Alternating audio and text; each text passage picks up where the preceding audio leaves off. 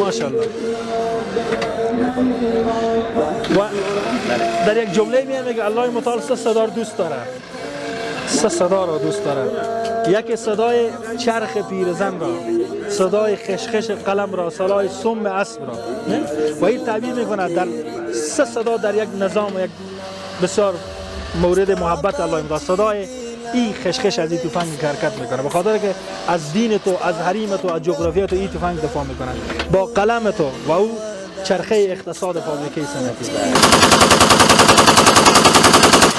بسم الله الرحمن الرحیم. مولوی وحید الله محمدی ما په شرقي زون کې د 201 خالد بن ولید رضی الله تعالی عنہ قل اردو د ویان په صفت دغه د شکه چې تاسو وینئ دغه زمونږ یو تن مجاهد شاول خان نومیږي د کمپیوټري کړی ده.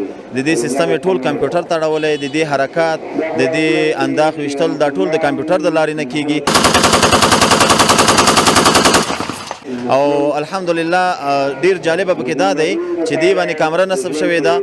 د دغه کیمرې د وجه نه چې څونه مخه ده را کنټرولېږي، دا را اخلي، همدغه شانته د وینې سره ټچ کړی ده چې یو شی وینه ولري، که انسان وي که حیوان وي، نو هغه چې مخامخ په دې باندې راځي دی ورته هغې باندې یو د لیزر ورکوي اختاریه چې ته مه راځه. نو چې کله که هغه منع نه شي بیا راځي، نو دوم ځل هغې باندې یو زنګ د خطر زنګ وهي. که دریم ځل بیا نه منع کېږي نو دا په هغې باندې که د کمپیوټر د لارې نه دې ته اجازه ورکړی شوي په هغې باندې انداخ کوي.